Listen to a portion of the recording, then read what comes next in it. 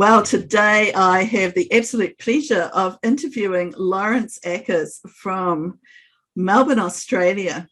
And I know it's very hot over there at the moment, Lawrence, so we're going to make this a fairly brief, shall we say, interview. Brisk and breezy to give the suggestion of coolness. Yes, absolutely. Spoken like a true hypnotist. Let's give the right suggestions, because I think we're both actually melting here, and it's very hot down this lower end of the world. I know many of our viewers are having snowfalls at the moment, but that's not what's happening over here. But let's just pretend it is, and yes, be calm, cool. I could feel the snow falling on me now, Jan. Absolutely. Great suggestion there, Lawrence. So obviously Lawrence is a hypnotherapist because he's coming up with some great suggestions, but he is also a podcaster.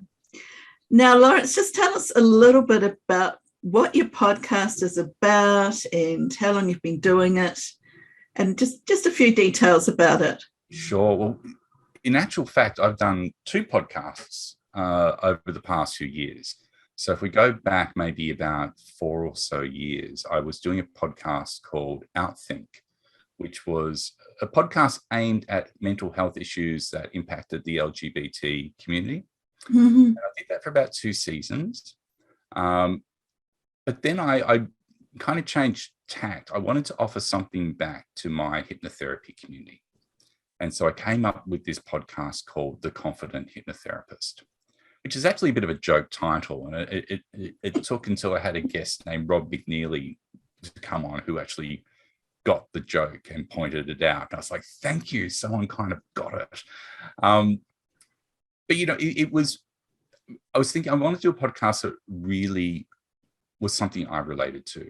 And I think for many hypnotherapists, we go through those periods of doubt about, are we offering the best of what we can offer to our clients? And I recognize that a lot of younger hypnotherapists and hypnotists that were just learning, that was a natural kind of state for them to have that doubt and that concern.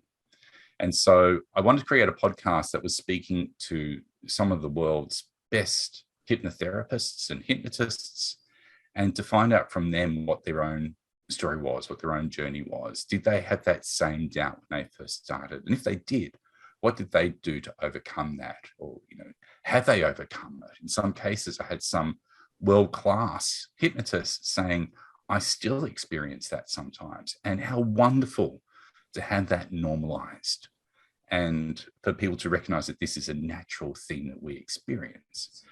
And that's been going now for maybe close to 2 years. I think it was around July 2000. So I think perhaps when I did the first episode, maybe earlier, it might have even been 2019. Goodness me, time flies when you're in a pandemic. And it's just become something that most weeks I get a message or an email or something from somewhere in the world, someone saying that they've been listening to that podcast, they've been learning hypnosis, and it's been so beneficial for them to hear that message and to help them to recognize their own thoughts and feelings, and to be able to push through that and to become the better hypnotist that they are. So for me, that's always the rewarding thing when I get someone come back saying, I've listened to your podcast. It's really helped me, because that was the intention in creating it. It's amazing, Lawrence. I mean, it is, we all have our doubts, no matter, how experienced we are. And then, there's the old story about, do you use a script or do you not use a script? And there's all sorts of things that go on in the hypnosis industry. So it's really great that you're producing this podcast to help people. So I assume from what you're saying that this is done in an interview format. It is, absolutely. So and one of the big things for me is that I believe technology is here to help us. It's here to make things easy. And certainly the way in which I create my podcast, which I'm going to happily share at the summit, is the most simple, straightforward way possible.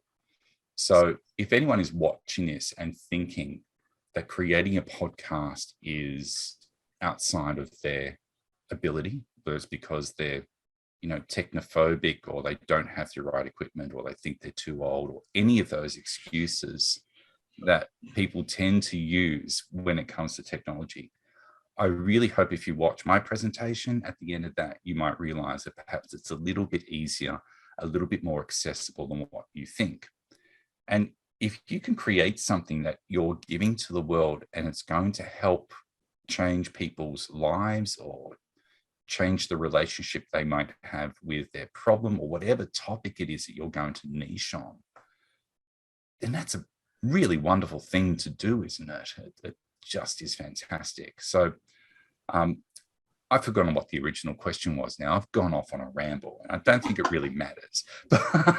No, that's absolutely fine, Lawrence. But what you're saying about limiting beliefs is so true, because I thought when COVID hit and I pivoted my business, and one of the things I wanted to do was have my virtual soapbox, and get my be able to have a voice internationally when I couldn't travel. And I thought to myself, not more technology, I'm too old, all this technology, because I was trying to create online courses and goodness knows what. So I was kind of bombarded by it. But of course, it was actually really, really easy, like you said. And it was just simply a limiting belief. So if any of our viewers are feeling, like that, we can both tell you that, hey, it's easy. And Lawrence is going to talk a bit more about that on the day of the summit. Now, Lawrence is amazing because he is an expert on Audacity. And for people that do recordings, he has a most wonderful course, actually. And, I kicked myself the other day, Lawrence, because I was trying to, actually it was a podcast. It was one of the episodes of my podcast.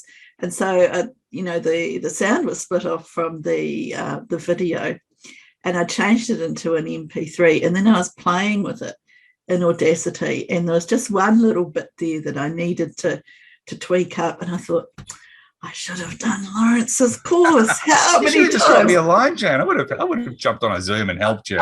It was just a really little thing, Lawrence, but it was really, really annoying me. And I just thought to myself, how many times have I said to myself, I need to do that course, and I haven't done it? So anyway, I just wanted to say to you, one of these days, Lawrence, when I get a chance. You're more than welcome on anytime, Jan. You be my guest. Thank you so much. And look, thank you for coming on today, Lawrence. And I think I'll end it here. It's very hot for both of us, and my glasses are actually sliding down my nose because I'm that hot. So thank you so much, Lawrence, for coming on today, and really looking forward to listening to you and, of course, seeing you on the summit. So have a fantastic day. You too. Take care. Thank you. Bye-bye.